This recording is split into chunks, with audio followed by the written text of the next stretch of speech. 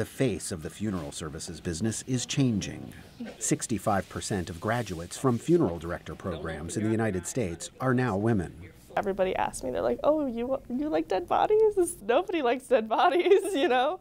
But it's really, I'm here to help people, and the need to help people and fulfill that and make sure that they're okay at the end of the day completely outweighs any fears that I came in here with.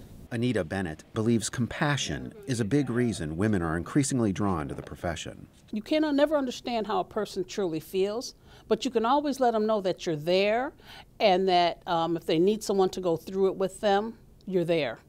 Where men, they get the job done. And that sounds cruel, but that's just my observation.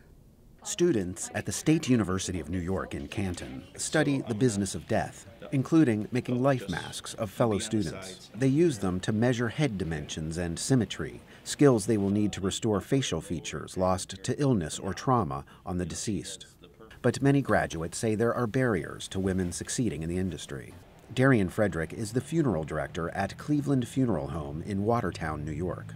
I did have a family come in and say they didn't want any female funeral directors running their funeral. And, you know, you can respect those wishes, and that's fine, and I understand that's how the older generation was. David Pinnipent, who heads the program at Canton, says attitudes need to change for the viability of the industry. Most funeral homes in the country are owned by families or individuals. If the current generation of funeral home owners don't start taking and treating women with the respect and dignity that they deserve, there's going to be a time where it's time to pass on the funeral home, and there's going to be no one there to buy it.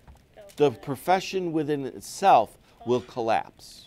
A new generation of students ready to guide people through their grief. Ted Shaffrey, The Associated Press, Canton, New York.